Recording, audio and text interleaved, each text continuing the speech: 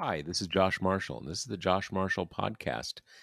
Today, we're going to talk about one thing we're going to talk about is this purge at CNN. They're kind of getting the new management there wants to centrify the outfit, which is a kind of a funny thing since that already kind of is what CNN is.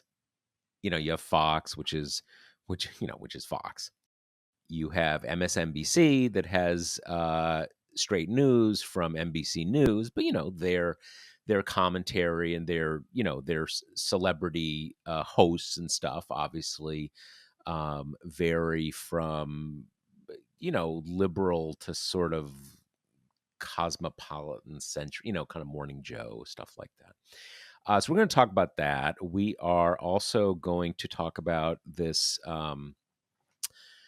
case that not a lot of people has not gotten a lot of attention before the Supreme Court about Medicaid. Another one of these cases that may upend everything. And unlike Roe and Dobbs, which kind of like that wasn't a surprise. People knew that was in the offing. This has gotten much less attention. My co-host Kate has done some reporting on it, so we're going to talk about that. Then we're also talk about the ongoing Mar-a-Lago drama. It's funny when it is hard to see anything in retrospect without the long shadow of Trump. But obviously, George W. Bush was a highly controversial president, to put it mildly, right? I mean, it was a pretty storm-tossed tenure. And then when he stopped being president, man, he went like into witness protection, basically, like nowhere, right? And some of that was because, by the time he left office, he was really unpopular. He was really unpopular. There was a big financial crisis at the tail end of his presidency. So kind of Republicans didn't want to have anything to do with him, basically. And in a very different way, when Barack Obama left office, he was, very loved by Democrats, still is very loved by Democrats, even though a lot of things have changed since his presidency. But he also basically disappeared. He came out with. Wait, God, I'm losing track now. I mean, he came out with a book. He's around, but this is, it's one of the features of the American presidency that you retire. You're not talking. I mean, obviously, in two-term presidents can't run again, but you're kind of, in theory, a president could say, "I'm still young. I'm gonna run for Senate. I'm still in the game." But they really depart the scene, and even more than depart the scene. And this is something that has been for a long time was a great disappointment for Democrats in Bill Clinton in the years during the Bush presidency, maybe even during the Obama presidency. If you remember, when Barack Obama ran for reelection, like the second night of his convention in 2012 was like Bill Clinton night. Bill Clinton coming in to kind of get everybody stirred up and explain the stakes and all that kind of stuff. And so a lot of people were disappointed, like, Bill, like, what? Come on, man. We're struggling here. We got the Iraq War. We got George W. Bush. Can you rally us a bit? Kind of get in there and give a few speeches. Use some of that old Clinton magic. And I remember one point during the Bush presidency talking to someone who's kind of like a confidant of Clinton's, and like sometimes people ask me this, like, when you talk to Bill, Josh, like, dude, I don't talk to Bill. I met him maybe once or something like that. I never had a conversation with the guy, but this is someone who talked to like confidant, maybe not Vernon Jordan, but someone who knows him, talks to him, and kind of said kind of like, hey, you need to kind of get in the game. I can't remember what was going on at that moment, but you really need to kind of get in the game. You got to say something. This is serious. This is, again, no idea what it was. And as this person described it to me, Clinton's kind of like, hey, man, I'm part of the former president's club. I got bigger fish to fry than like whatever end of the world, financial crisis, Iraq war. They kind of, this is sort of how their attitude is. And Barack Obama has been that way to a significant degree. They got, Trump changes everything. Both Obamas were in the mix during that sort of virtual convention that Biden had in the summer of 2020. It's the pandemic seems so permanent now. It's weird to think that those conventions happened in the thick of it. Like July, August, or was it a little later? But way before vaccines, when when things were really still pretty bad. So anyway, but obviously all this is prologue to saying President Trump, former President Trump, ex-President Trump, as I like to call him, is not like that. He remains very much in the news. We're still going on and on about the search of his villa in Florida, which for some reason we're supposed to call by its name. Does your house have a name? My house does not have a name. I'm not going to tell you the address of my apartment, but it's just a number on a street in New York. Doesn't have a name. So anyway, the search of his villa, right? And that now this judge, who he appointed like a year and a half, or I don't know, 2 years ago or whatever it is, with this special master thing, which is really, if she had said, no one disputes that attorney-client privilege is a real thing. It's a real thing for everybody. And I believe the government has said they did their own review of the stuff, and they took out stuff that they think may fall under attorney-client privilege. If the judge would have said, look, I'm sure the government did their best, but this is very high profile. Let's have someone take another look, just so everybody can feel like, everything is on the up and up, blah, blah, blah, blah. But she basically kind of invented this emeritus president executive privilege that completely doesn't exist. So we're going to talk about all those things. A little less high drama than we've had in some recent weeks, but not much. But before we get to that, let me remind you that the Josh Marshall podcast is brought to you by Grady's Cold Brew Iced Coffee. It's hot, like too hot to put on real clothes and shoes to go out for iced coffee. But that doesn't mean you have to suffer without something delicious and cold to sip on. Get a Grady's Cold Brew beanbag kit delivered to your door and enjoy smooth, silky iced coffee without ever leaving the house. Each kit makes 36 glasses of iced coffee, which means you'll be ready to weather even the worst heat waves. And my God, this summer is beyond heat wave, right? It's and extra terrifying, since we know this isn't like really a heat wave. It's sort of like a heat preview. In any case, I don't want to bum you out about Grady's Cold Brew by climate catastrophism. But anyway, and with the price tag of just $1 a cup, you'll have money left over to splurge on a kiddie pool. Ready to feel the chill with every sip? Get 25% off at Grady'sColdBrew.com with promo code TPM. That's Grady'sColdBrew.com with promo code TPM. Okay, co-host Kate Rigo, what is up? Well, maybe let's start with the special master stuff, because I think time-wise, that is the most recent of the topics we're going to talk about today. So, and it's interesting because all of this has really raised the profile of the judge who was behind this order that I think has been like pretty broadly just lambasted as kind of tortured reasoning or out and out kind of arguing for Trump, as if she was one of his lawyers. But, it's this Judge Cannon who Let's be has generous. not, I mean, she is one of his lawyers. right, who has not been in the job very long, who's a Federalist Society person, who was kind of selected for this job by the Team Trump, and this is a dynamic that we've been talking about on the show in all these different um, different kind of cases and venues, but the judge shopping continues apace, and there seems to be no recourse at all for kind of delivering cases to the most sympathetic judge you can find.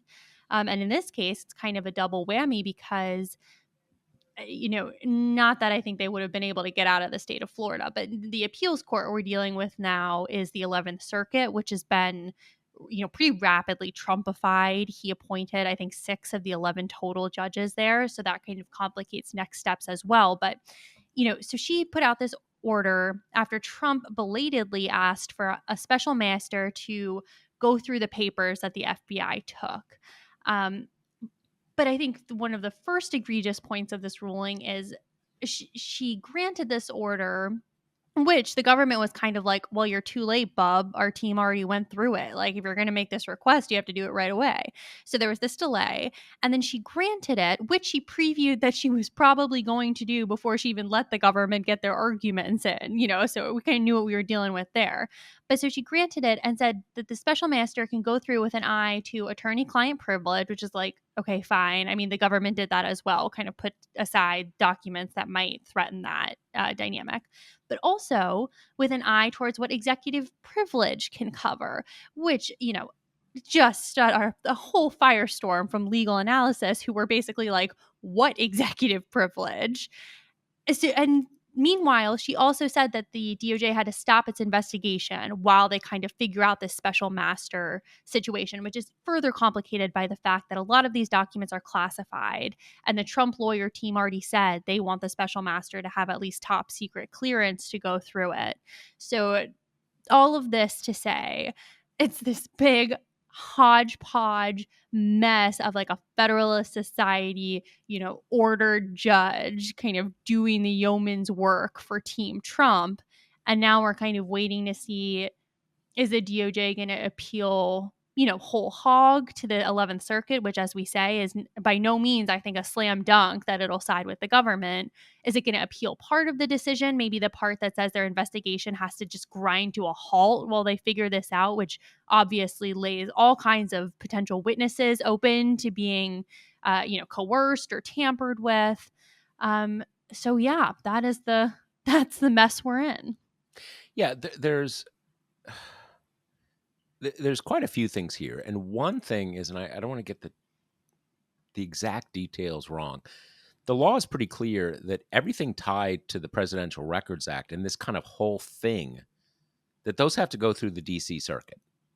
So it really, and the judge here acknowledged that and said, okay, but I'm going to rule on it anyway. And I think that the technicality here is that this,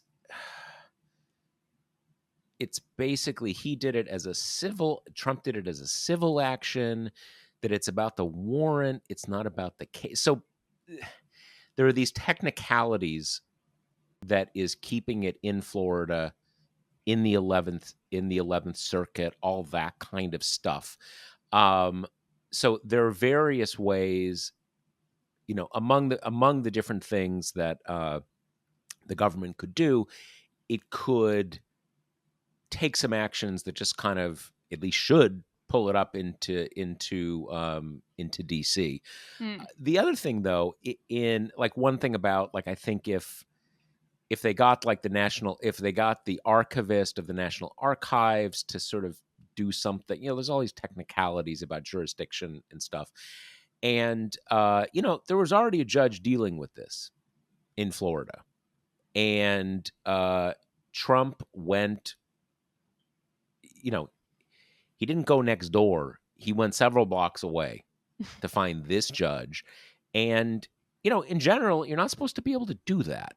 And to some extent, this is on the government, because they could have said, hey, no, you have to, this isn't where this should be. I think they kind of saw that as, if the judge doesn't agree, if some other appellate court doesn't agree, then you're stuck with this judge who sort of insulted, or, whatever. But in this, not only did the Judge, go ahead with this special master thing. Not only did she create this phony executive privilege concept that ex-presidents are supposed to have, there were a lot of other things in the decision that basically just special treatment for Trump.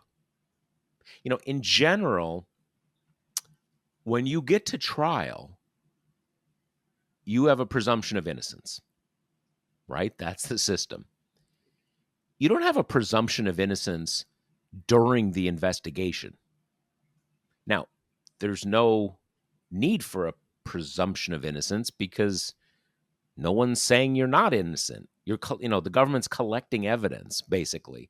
But what she has done in a sort of a global sense is to kind of create that, to create the kinds of strictures, the kinds of scrutiny that is usually applied to, can you use it in court against Trump? Right? So there are certain cases where you'd say, okay, the search was defective, so I'm not going to let you use this one thing you found at trial.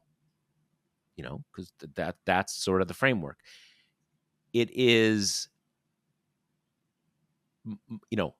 much less common that you say, okay, I'm not going to let you use it to even look at, to investigate. So there's that whole thing. And then there were a number of assertions that the judge made, which basically say that it's not fair because the government and Trump are not on equal terms here in this process. Well, that's not a thing. The government is that's not a thing at all. There are certain rights you have. You don't have rights to basically have the rights of being on trial when the government's just investigating what you did. This is just basic stuff. And she also had lines in there, kind of relatedly, on this kind of fairness, equity front, saying that Trump's a former president, and this is really embarrassing for him. So, there's a huge stigma. And this is more than, the stigma you are imposing on Trump. This isn't like some crack dealer who's just some, kind of scum of the earth, who doesn't matter if you raid his house and take his stuff and whatever. This is Trump. So this is serious. Well, okay, that's not a thing, right? I mean, it's sort of like if Donald Trump, as a former president, acted in such a way that the FBI needed to conduct a court-ordered search of his house, that's on Trump. Yeah, that is kind of embarrassing. He's the first one this has ever happened to. But, don't do bad things, right? Well, let me crazy. Read that quote. I pulled it from the filing just so our listeners can see that you're not even being hyperbolic in here. She says, as a function of the plaintiff's former position as president of the United States, the stigma associated with the subject seizure is in a league of its own. A future indictment, based to any degree on property that ought to be returned, would result in reputational harm of a decidedly different order of magnitude. Like, that kills me. Should an indictment occur, right? Should this investigation turn up enough evidence that the government chooses to indict a former president, well, that would suck for the former president. And so be we should keep that front stigma. of mind. Right. Yeah, it's Which a is stigma. Right. That's the most important dynamic going on here for sure, is his kind of emotional well-being. Well, and also the idea that he needs new protections commensurate with the level of his disgrace. Yeah. I mean, it is true. It's a much bigger, a drug dealer or a drug trafficker down in Miami. If that person gets raided and they get indicted, as long as they don't get convicted, they're probably not worrying about it. It's more cred for them. There's no reputational thing. But because Trump's a former president, he needs more protection. But again, no, right? I mean, it kind of like, it's on you that you became president and then broke a lot of laws. You don't need special protection. if anything, you should be held to a higher standard. But like, presumably we should all be able to agree on just like you get treated like everybody else. Right. So So there you go. what's your best guess of where DOJ goes from here?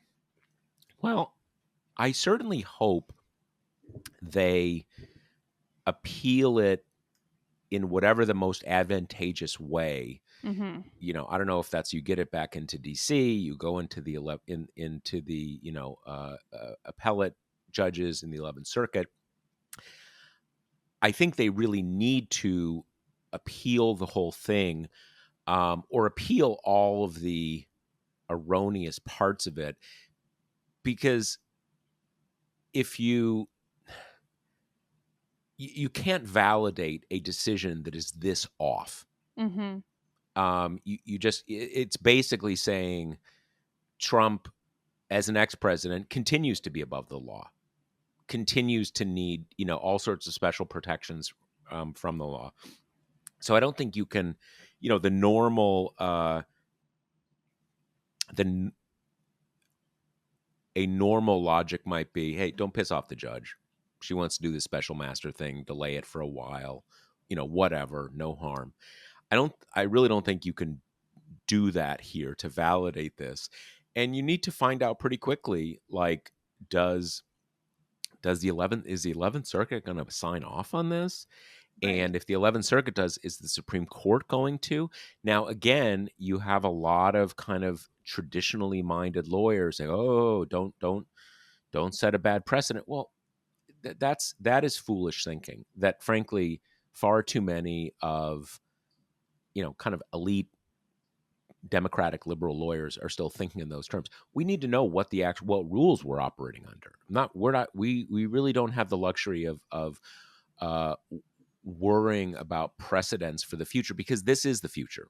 We need to know, and if it turns out that the federal judiciary, in its current corrupted state, basically will not allow investigations into Donald Trump in cases where, I mean, they've already got the goods.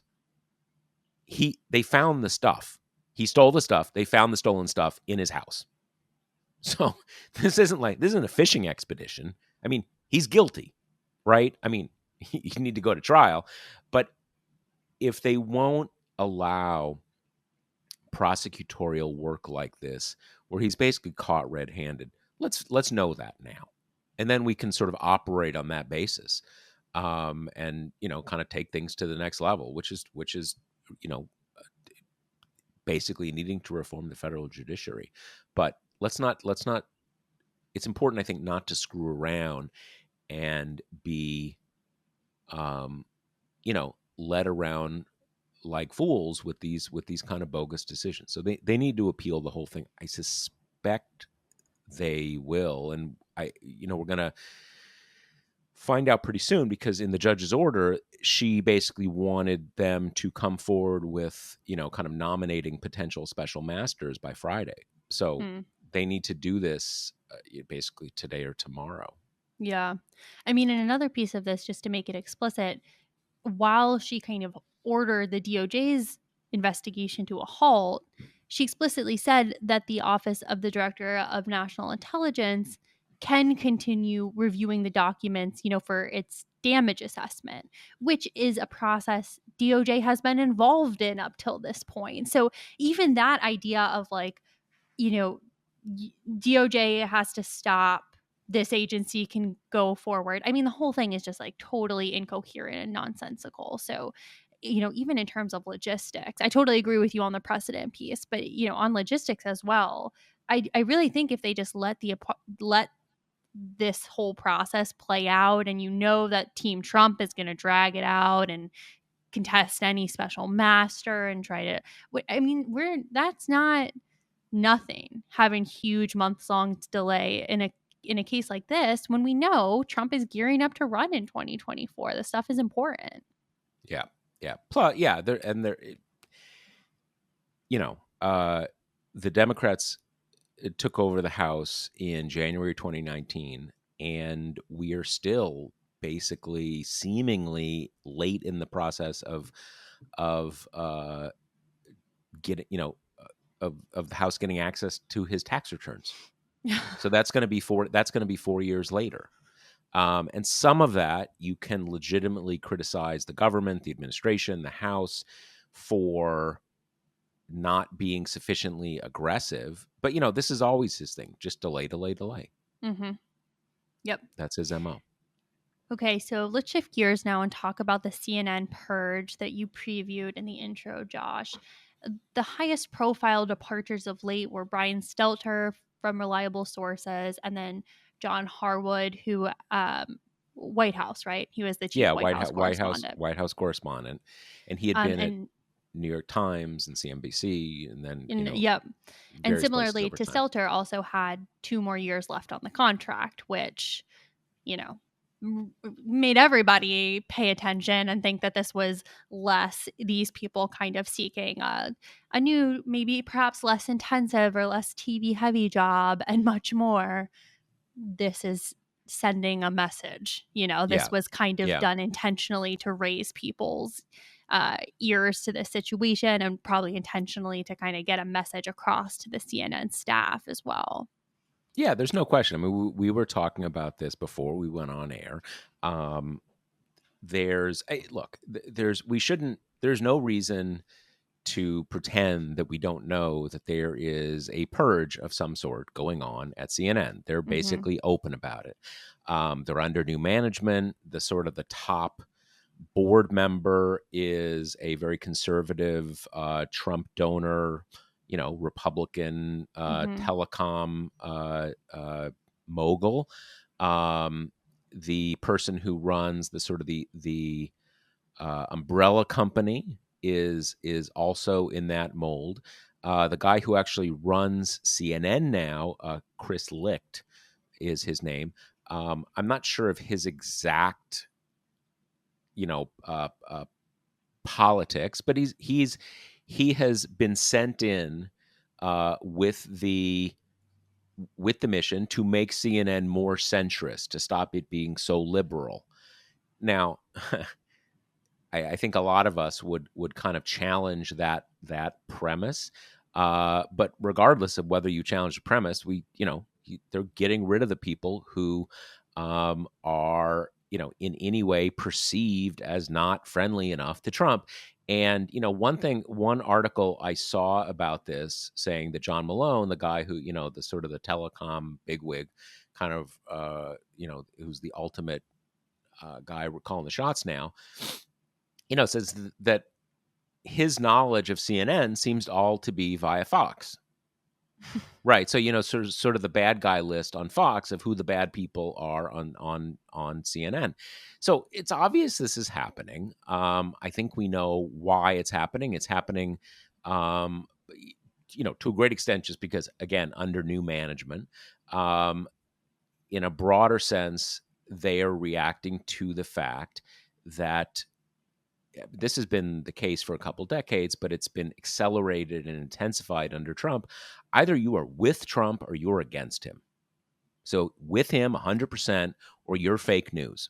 And if you are fake news, basically you become suspect, if not verboten, for a big plurality of the country, red America. And a company like CNN, owned by a company like the one that owns it, it's like Warner Brothers Discovery now or something like that.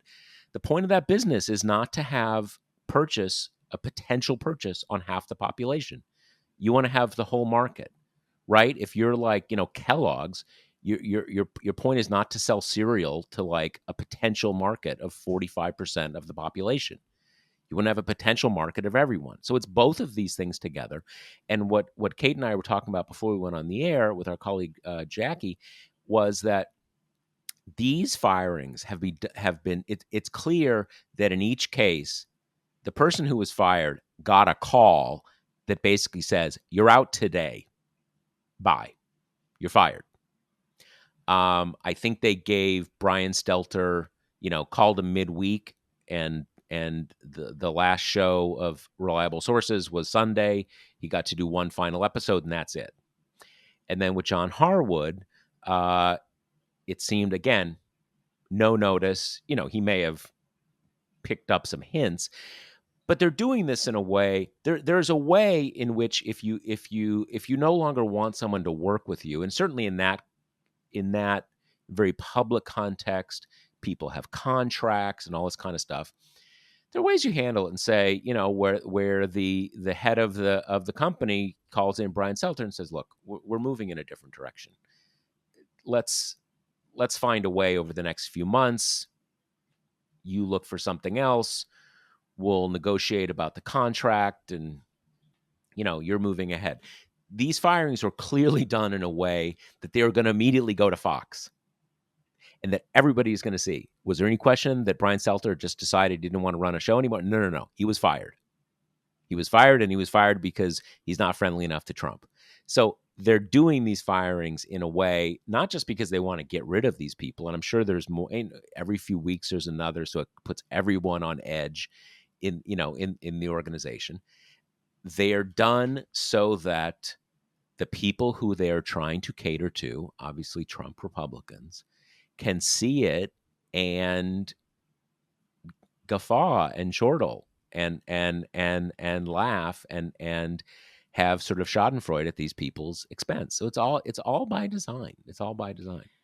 So the thing that is fundamentally baffling to me about this is, I think what you said is right. This idea that they want to cater to this like greater, to all of Americans is the goal, right? Like they don't want to be the same entity that was particularly hated by Trump and kind of his number one target in terms of, fake lamestream news, blah, blah, blah. But that idea is just so like ancient by today's media standards. It's almost like they're operating like it's 1990 and, there's no internet and the cable news networks have huge, sway over people and are kind of the arbiters of opinion and all this stuff. It's like they're acting like they're in that landscape.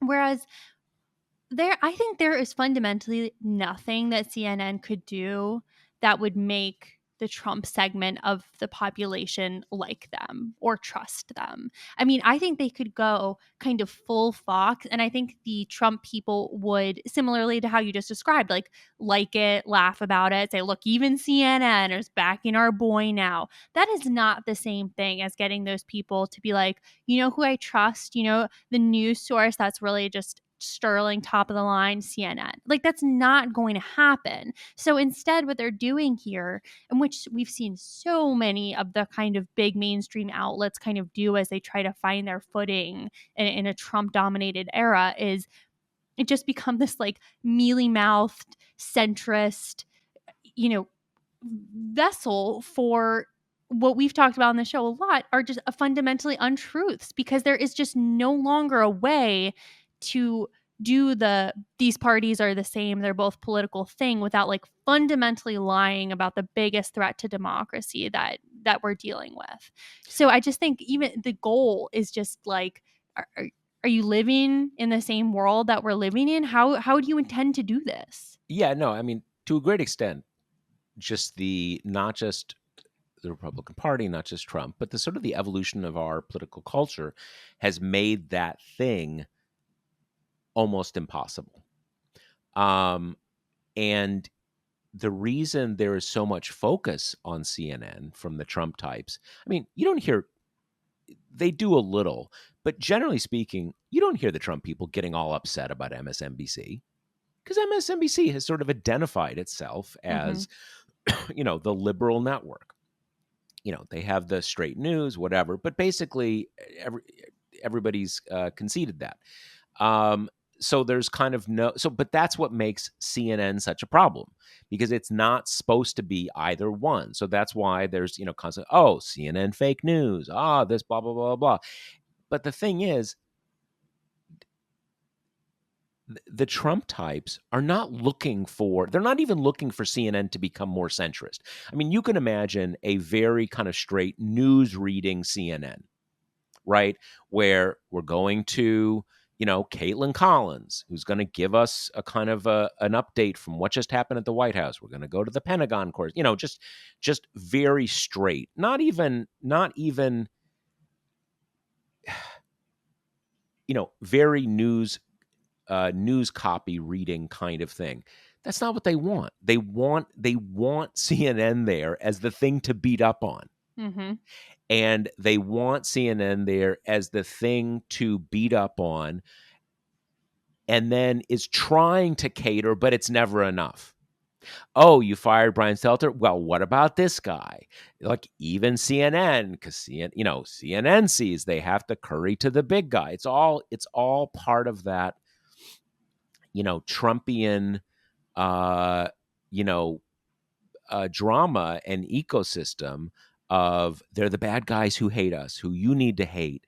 But even they see how strong we are, so they're starting to cater us. But it's never going to be enough because there's still blah blah blah. You're right that there is nothing that they are going to do that is going to make Republicans or Trump or any of Trump's people think, I used to think they were fake news, but they're pretty solid now. Yep. Go CNN. I mean, that's not, Exactly. they could do that if they literally rebranded as Fox News. They would still be saying, we brought them to heel. But, there's already a market for that. And it's funny that one of the things that, to the extent this is an economic thing, the people at Time Warner Discovery, again, I think that's the latest name of the shell company, or the umbrella company, saying, "Look, Fox has just a much bigger audience. We want that big audience." Mm-hmm. Well, it does have a much bigger audience, but that's kind of because that's how conservatives consume news differently. But Exactly. Fox is already there, right? Fox is already there. Right. So I was thinking that through as well. Like if you kind of, because you can take this whole happening from two angles, right? You can take it just from the kind of like desire to rebrand, and then you take it from the economic. And on the economic side, I just think you're right. It's like even if CNN went full Fox, I mean, at best, they'll be like a pale imitation of Fox. No Fox loyalists are going to be like, never mind, I'm going to go to this like new CNN. That's just not going to happen. So it's like you're just making yourself suck more to appeal to this kind of like imaginary slice of people who would love CNN if only it were just a tad easier on the former president. yeah, yeah, and look, there certainly is. They've got more opiniony. I don't need the opiniony part of CNN. That's not. I kind of CNN is where I used to, when I was younger, I was totally addicted to political TV. I mean, I watched all the shows in the evening. I wrote about it. Blah blah blah blah. I watch very, very, very little political TV. I flip it on when there's stuff, kind of big stuff happening, and I always watch CNN because it's basically it's basically straight news, right? I mean, I love a lot of the people on MSNBC. I mean, literally, a number of the hosts are friends of mine who I love, but I already know what they think. I don't need to hear what they think. I'm trying to consume news. So it's a different. It's not saying one is better than the other. It's just my needs, basically what I'm trying to accomplish. Yeah, the whole thing is is silly. Basically, they're not gonna. I think the most they will accomplish is to get some, to kind of say like, oh, they've shaken things up. They Mm-hmm. kind of realized they were too liberal but I don't think it's going to accomplish a lot Yeah. for I mean, them. and I think in terms of the kind of news opinion dichotomy, like there's this one quote from the guy you mentioned, John Malone, who's, the big pocketed board member who's seemingly kind of behind a lot of this shift, where he said, he praised Fox News for having, quote, followed an interesting trajectory of trying to have news, I mean, some actual journalism embedded in a program schedule of all opinions, which, I would say is a pretty generous assessment of what Fox News has done, and also just like a bizarre reading of kind of, I think, where their bread is buttered, as if this idea of like, well, they kind of got themselves a lot more gravitas when they brought on, Chris Wallace or whatever, like the few sane people. And that made a big difference on the network. And it's kind of like, did it? I mean, Yeah, I those mean, look, people sometimes give cover to the more like, Maria Bartiromo, Judge Janine stuff. But I mean, that's what they are. That's their soul. yeah, I mean, and the funny thing is, it's not even like, you know, Chris Wallace was there for a long time. Like it's like he wasn't brought in to kind of like, oh, okay, we Exactly. got Judge Janine, but we're gonna have some real people. I mean, the real people were there longer, right? And needless to say, Chris Wallace is not there anymore. He works for CNN now, and not by accident. So look, um, this is one of the many reasons why you want. It sounds very paternalistic, but ideally, you have news organizations that are owned by either by very wealthy individuals who are not seeing them primarily as profit plays, or by families. And obviously, there's all sorts of negative things that go along with that speak for themselves, but you don't have you you want someone who is committed to the product and not seeing the enterprise purely as a financial play. Rupert Murdoch is committed to the product, and the product sucks, but it keeps Fox on mission, right? And in a case like this is just fallout from the sell off of Time Warner, splitting up its various kinds of properties, that CNN ended up in this new company, and it's run by this guy John Malone, and he's a right winger, and this is what he wants, and that's not great for a news organization. It's you've got the Salzburger family, tons of problems with them, but and look, they're not doing it for charity. They're super wealthy. It's not that news organizations should make money, but usually those kind of owners' families are willing to just make money, but not trying to kind of leverage them and sell them off for more money. All this kind of stuff where it's purely seeing it as a financial asset. Yep. All right. So to round off the I mean, let me episode, let me oh, let me let me go ahead. just add one thing. Not to obviously, we're talking organizations at a vastly different scale, Hmm. but think about TPM. I am. There's a few other minor outside investors. My wife and I own the great majority of TPM. We basically own TPM. It's been. I have a comfortable living. It's great, right? It's awesome and all that stuff. If TPM were a financial proposition, would have sold it uh, 15 years ago to someone else. It wouldn't have made sense to keep doing it. The money that went into it would have been more profitably gone somewhere else. This isn't charity. I mean, I'm here in my I wish it were larger, but my New York City apartment. But my point is, you want owners who want the organization to follow its mission. If it works out, they'll also make a nice living. But you want it to be that their motivating goal is the product, to be a news organization, to be a certain kind of news organization. And when you have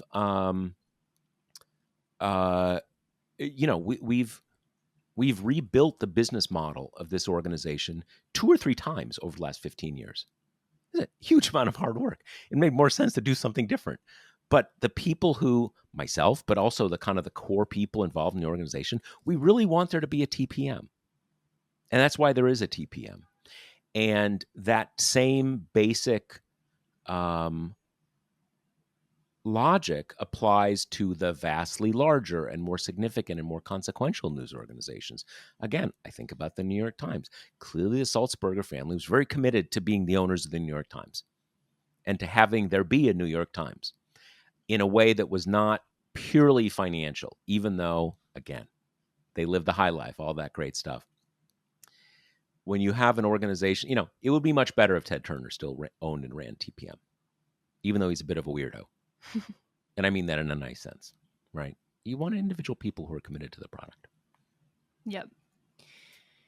Okay, so to finish our episode, we'll talk about this Supreme Court case, which I kind of came about because we had a pretty like high profile lawyer who I chat with sometimes kind of like brought my attention to it, and I've been going over the docket for next term because, believe it or not, that starts in October. So we are right back into it, trying to figure out where we want to kind of pinpoint our attention and our energy. And it's funny because some cases have gotten already quite a bit of ink. We're gonna have the two affirmative action cases, one from a public university and one from a private. Lots of people have written about those. There's a voting rights case that's going to be interesting and all this kind of stuff. But this one, it's funny because I was researching around before I started, working on the story, and basically nothing outside of like the more trade oriented publications, kind of health publications or specifically kind of health law venues. It just has gotten very little kind of popular news crossover, which just stands in such stark contrast to when I was making calls for this story. And every single person, 201, was like, yeah, this is the most important case of my lifetime. Or almost all of them, kind of unprompted, said, this case is to Medicaid what Dobbs was to abortion. It's a huge, huge case that is just really going under the radar. And I asked them, why do you think that is? Why do you think this has gotten so few headlines?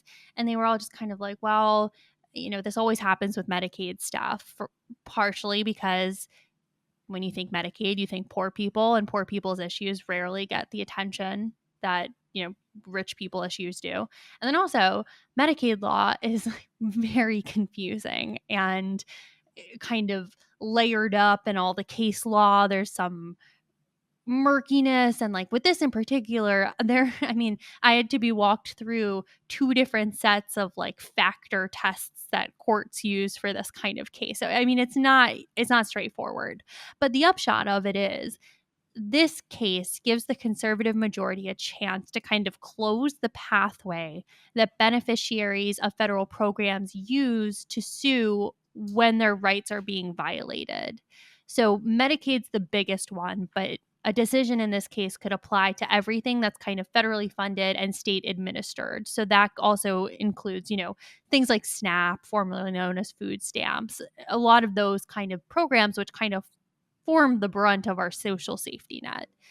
And by closing this pathway to sue, there is just almost no recourse left for any accountability for if, say, Texas decides, well, we don't want to cover children anymore under Medicaid. Like, that's expensive. We'd rather use the money on something else. We're just not going to do it. The best pathway to forcing them into compliance are these called Section 1983 lawsuits, which the beneficiaries can file under. It goes to federal court, and that's pretty much the best way to do it because the federal government is just kind of shockingly unarmed in these cases. They can send letters, but their biggest weapon is basically just to pull the funding, to say, well, we're not going to, there goes your Medicaid funding, which obviously is probably not the best outcome for beneficiaries who are already not receiving the services they've been promised. And then presumably in some cases, if you're dealing with a red state governor, they'll say, cool. Like, okay. Like they're in a lot of cases, they're not. I mean, often when it comes when you get down to specifics, the even very red state governors, you have to keep the state running. Yep. You have to be able to fund hospitals. Hospitals are not allowed to turn away turn away people in need of medical care, blah blah blah blah. But as you so um answer me this. So, okay, so with the case of covering kids, where is now? I think what most of us would think is, okay, Medicaid does X, Y, and Z, and that's written down in some law somewhere. Mhm.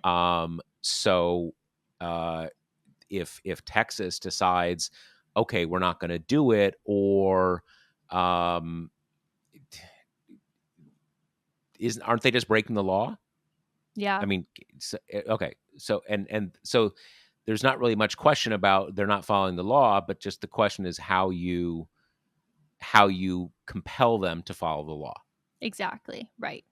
and that And the the federal federal government's only lever is basically to say just take away the money. right, pretty much just the nuclear option, which is why these lawsuits are so important. And also because part of this is, think of the range of kind of Medicaid of venues that interact with Medicaid, right? We're talking like nursing homes and doctors' offices and hospitals. It's just a lot of stuff.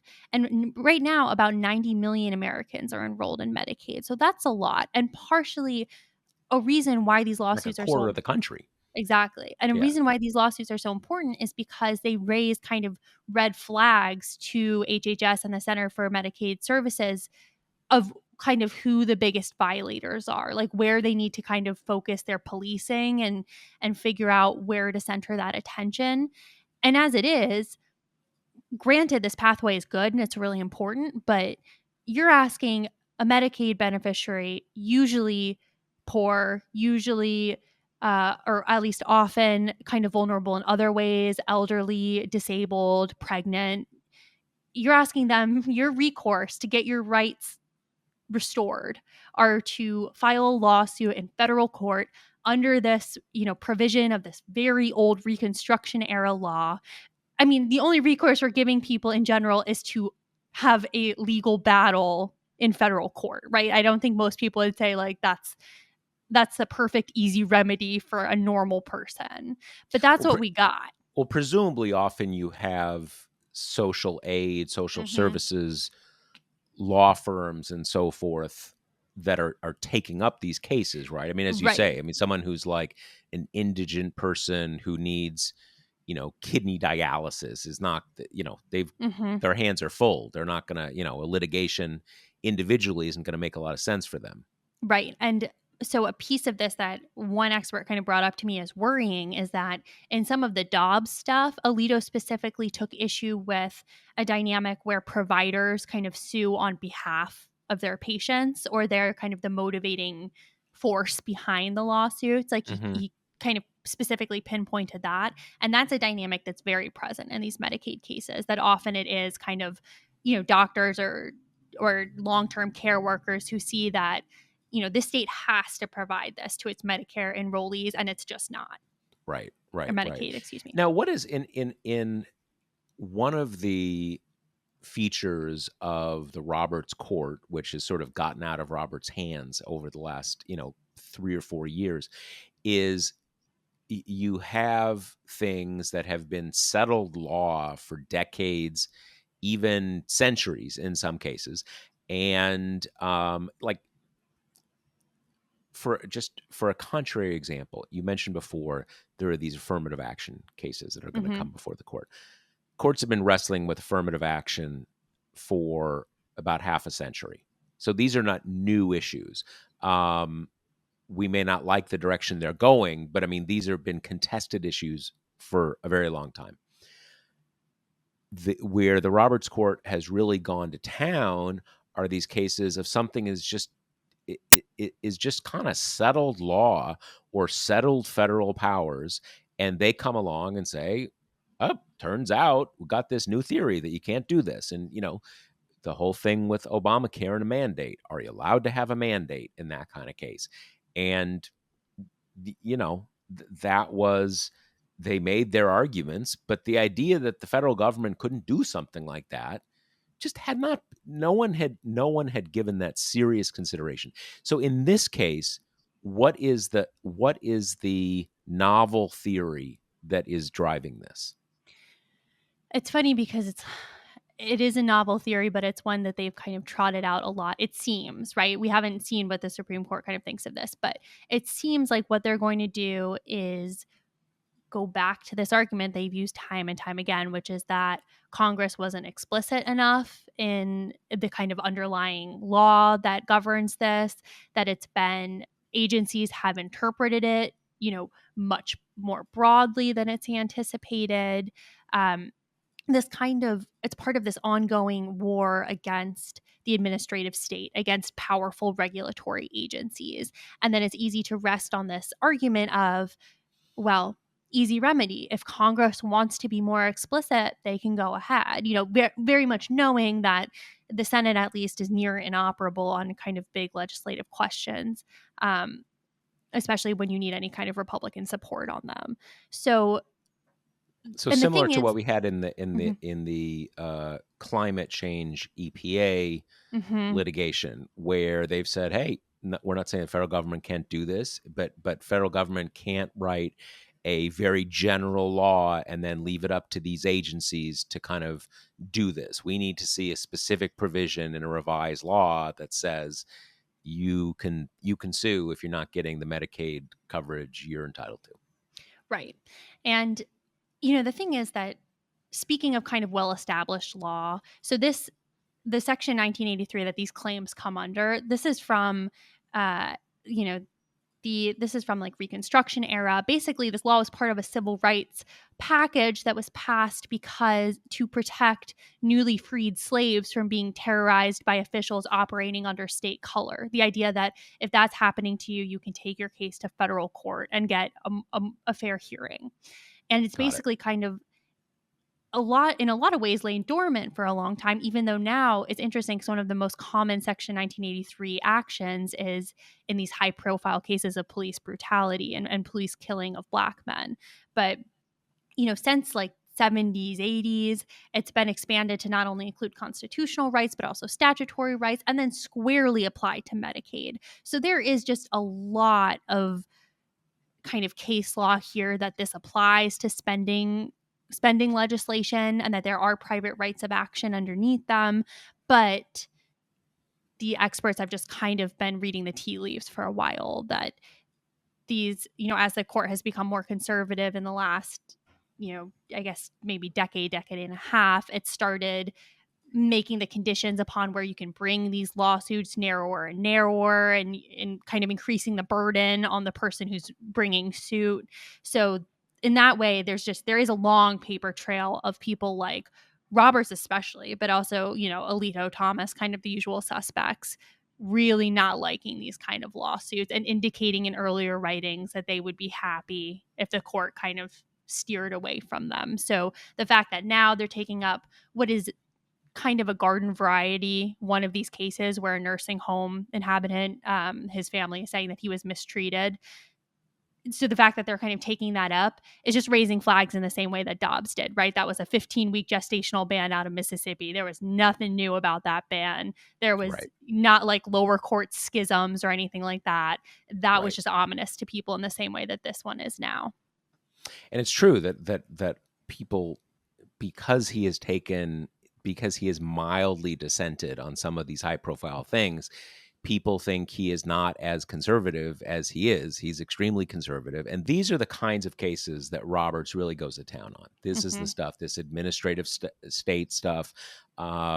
Basically, you have to have specific laws. You can't have these independent regulatory agencies that are given a broad remit, and then they kind of just come up with stuff.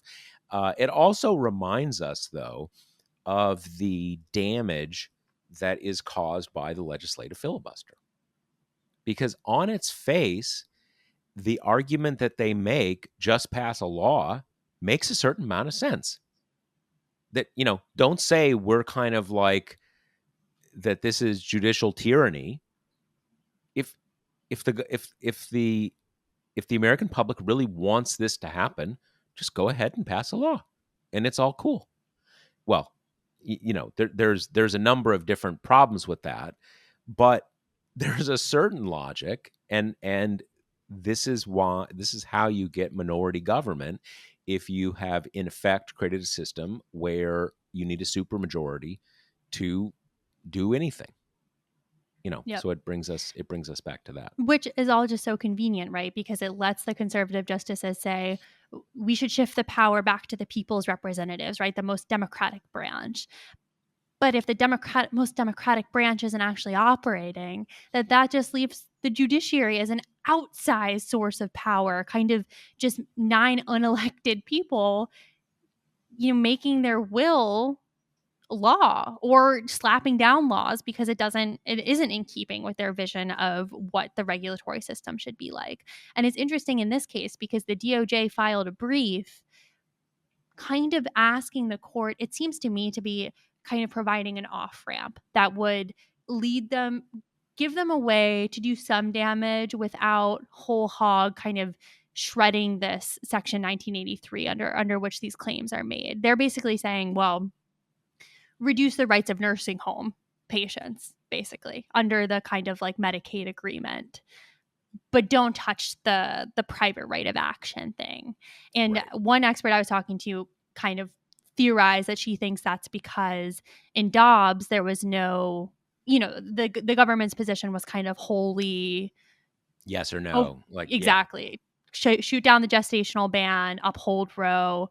And, I'm not super convinced that if they had said, oh, we're cool with the 15-week gestational ban, just go that way and said that the justices would have bit. But there is clearly in this case an effort to kind of try to appeal to the more quote unquote centrist of the court's right wing to be like, here, you can still, make a few people suffer, but like not as many as you Right. would. Right. Yeah, no, I mean, there's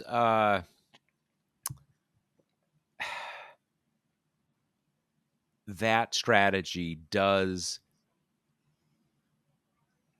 fit into what I think many of us think is the broad misunderstanding of where the federal judiciary is right now. At the same time, this is not a politicized issue in the same way. Right. So it can be, there is, I wouldn't say there's room for compromise precisely, but, there's no, I mean, there's no big organized constituency saying, "Oh, regulatory agencies, fuck that, man." I've been in the trenches for decades marching about regulatory rulemaking. No actual voters even know what's happening here, right? I mean, so it's a John Roberts type, although obviously they need more than Roberts at this point. You can kind of say like, okay, let's not overturn everything, right? Let's just kind of nudge it in the right direction. Um, the dynamics of it are a little different than with abortion. At Yeah, least you can though, say that. I mean, the anti-administrative state thing is such like a Federalist Society hobby horse that it really No, is kind of incredible, like how in that sphere, which I totally agree with you, voters like don't know what's going on. I think the phrase administrative state, whenever I write articles about this, I have to keep it out of the headline so people will actually click on it. But it is just the underpinnings of our no, society. and you're right that it is a huge holy grail for the Federal Society Hmm. people. But what's different is that Federal Society is like a few thousand like nerd lawyers, Totally. Yep. right? Who like reading National Review. Abortion, obviously, even though the pro-life cause is a minority viewpoint and a shrinking minority viewpoint, you still have like 35% of the population who's totally gung-ho about that. Hmm. Totally gung-ho. And if you are a Republican politician, that's like 65%